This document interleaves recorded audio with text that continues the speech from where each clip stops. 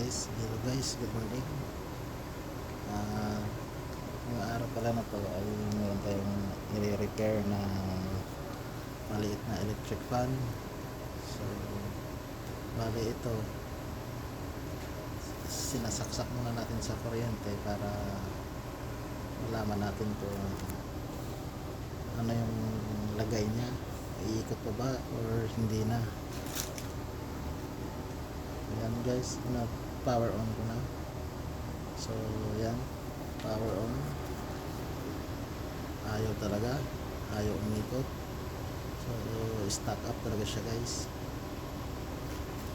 So bali, ang cause naman sa mga ganyan ay marumi na yung pinaka-hub niya or wala nang langis. So ngayon, bubuksan natin para malaman natin kung ano yung dahilan ng kanyang pagka-stuck up.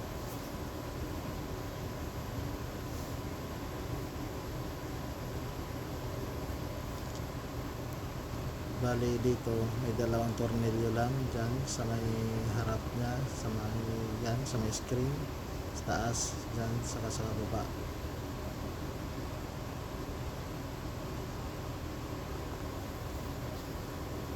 So bali ang may-ari pala nito ay sa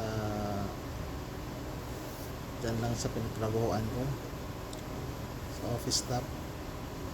So ngayon summer kasi sobrang init, hindi na kinakaya ng aircon, kailangan nga talaga ng hangin, kaya yun, napagawa sa atin to. Ayan, sinisikwat ko na para matanggal na kanyang screen. Bali security guard pala ako dyan guys. So morning naman yan, wala pa masyadong tao. So bubuting-tingin muna natin to para mabigyan naman ng hangin yung ating sir at maging presko yung kanyang pakiramdam.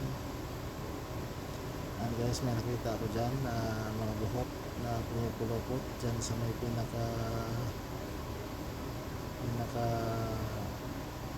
ihe yung kanyang ilisi. So ayan, kinakater ko para matanggal yung mga buhok na nakapulupot dyan.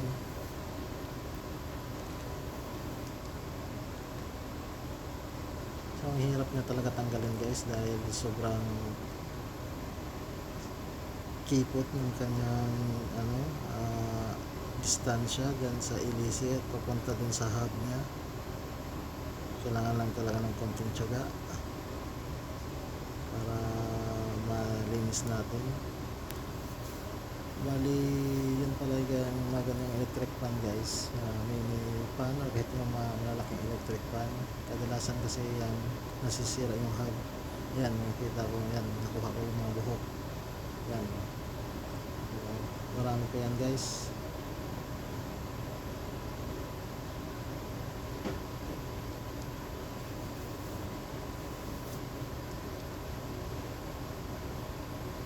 So bali yun pala ay Hanabishi yung kanyang brand mini electric fan.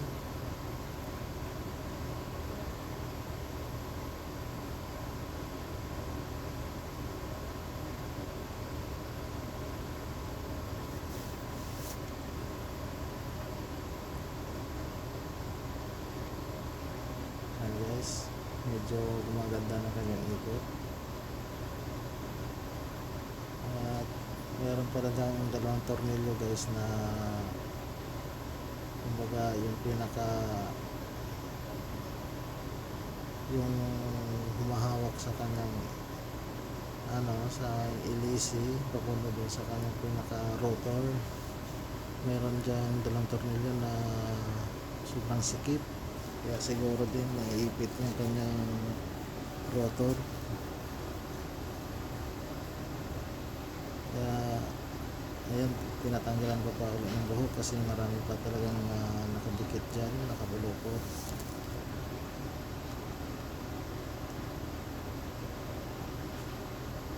Ayan guys, medyo gumaganda maganda na talaga ang ikot niya. Sana ay iikot na ng tuluyan yan.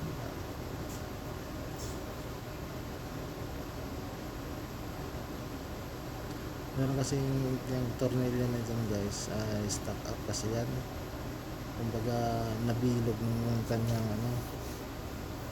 hindi na makuha dun sa Phillips start screw kasi nabilog na, lost thread kumbaga.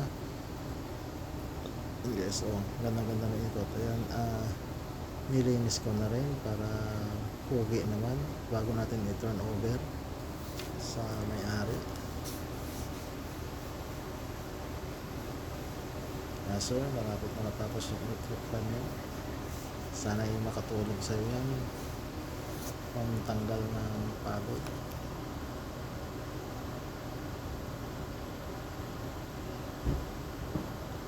At syempre bago natin isaksak guys, i-double check na natin kung okay na ba talaga, ready na siya isasaksak sa kuryente. Guys, subukan na natin i-plug yan sa kuryente para magkaalaman na.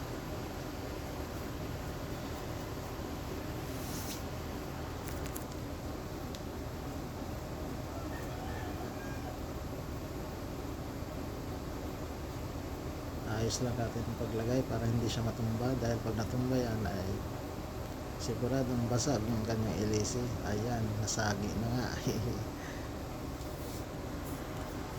Pero okay lang yan guys kasi hindi pa nakasaksak eh. Ayan guys, isasaksak ko pa lang.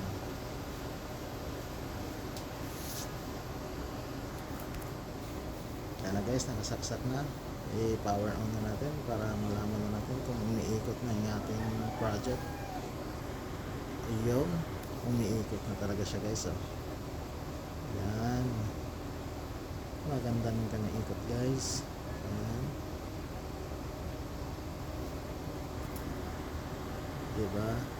So dahil lang pala dun sa dumi na nakapulokot guys, tsaka yung sa may tornilyo dyan na umiikot dun sa kanyang rotor ng kanyang motor. Siyempre pagkatapos nyan, ibalik na natin yung kanyang screen para ready to turn over na.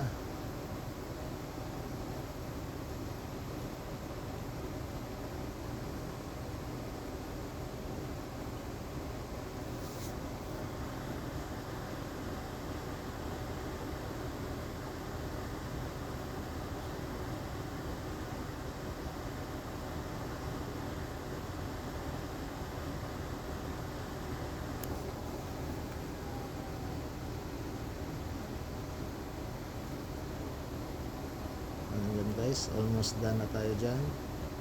So pagkatapos na mailagay yung tornilyo, i-double check natin uli, isasaksak natin uli sa kuryente para 100% na sure na tayo bago natin ibigay sa may-ari.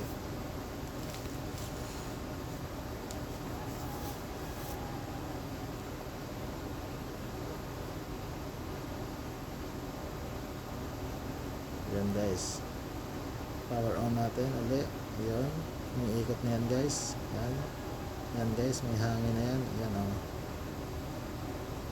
yan, diba? Okay na yung ating ginagawang mini electric fan. So yun lang guys, thank you.